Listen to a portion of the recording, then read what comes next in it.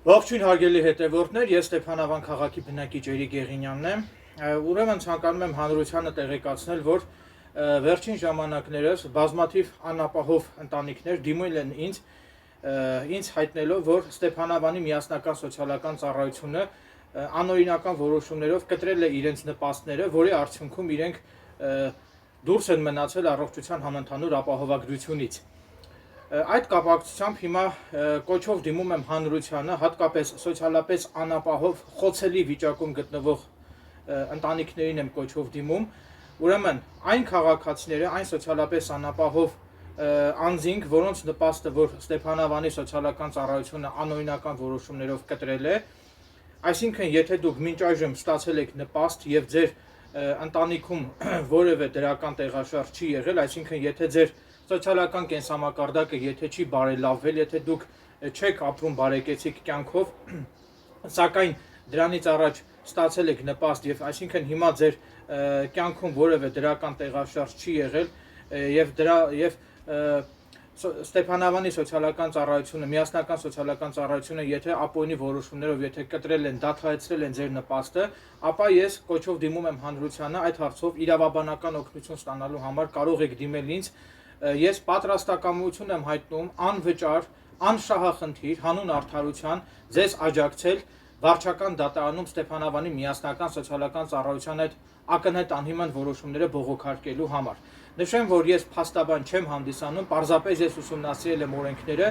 տիրապետում եմ օրենսդրությանը եւ գիտեմ, թե ինչպես պետք է օրենքով սահմանված կարգով օրենքի շրջանակներում ինչպես պետք է պաշտպանել մարդկանց խախտված իրավունքները, եւ ես հանուն արդարության պատրաստակամություն եմ հայտնում իրավաբանական հարցերով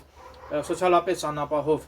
քաղաքացիներին, ընտանիքներին աջակցել, որպեսզի դուք վարչական դատարանում բողոքարկեք Ստեփանավանի միասնական սոցիալական ծառայության կողմից կայացված ձեր նպաստը կտրելու որոշումները։ Դուք ընդամենը պետք է վարչական դատարանում, վարչական դատան դիմելու համար պետք է բանկում 10,000 դրամի չափով վճարեք պետական տուրքի գումարը, դա ինձ չեք վճարելու, այդ գումարը դուք պետք է վճարեք պետությանը, պետբյուջեի է գնում այդ գումարը։ Իհարկե օրենքով նախատեսված է նաև պետական տուրքից ազատելու դեպքեր, սակայն որպես կանոն դատարանները չեն ազատում սոցիալապես անապահով քաղաքացիներին, չեն ազատում պետական տուրքի վճարումից, ուստի եթե դուք ցանկանում եք ձեր հայցը դատանը քննի, վարչական դատանը քննի, ապա դուք պետք է բանկում նախապես 10,000 դրամի չափով վճարեք պետական տուրքի գումարը, ինչպես նաև պետք է վճարեք փաստաթղթեր պատճենահանելու եւ հայփոստով փաստաթղթերն ուղարկելու ծախսերը նույնպես պետք է դուք վճարեք, ընդամենը այդ իմ կողմից թվարկված ծախսերն եք դուք կատարելու, սակայն ինձ որևէ գումար չեք վճարելու։ Ես այս ամենը անում եմ անշահախնդիր մարդկանց օգնելու նկատառումներից ելնելով լրիվ անվճար հիմունքներով։ Նաև նշեմ, որ ես տիրապետում եմ նաև մարդու իրավունքների եվրոպական դատարան գանգատ ներկայացնելու ընթացակարգին, ուստի եթե Հայաստանի Հանրապետությունում արդարության չհասնեք, ես ձեզ կաջակցեմ մարդու իրավունքների եվրոպական դատարան գանգատ ներկայացնելու հարցում, ուստի ժողովրդին ես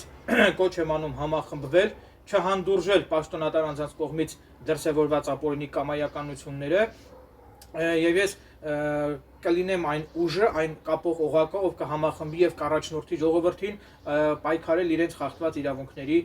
համար։ Այսքանը, շնորհակալություն ուշադրության համար։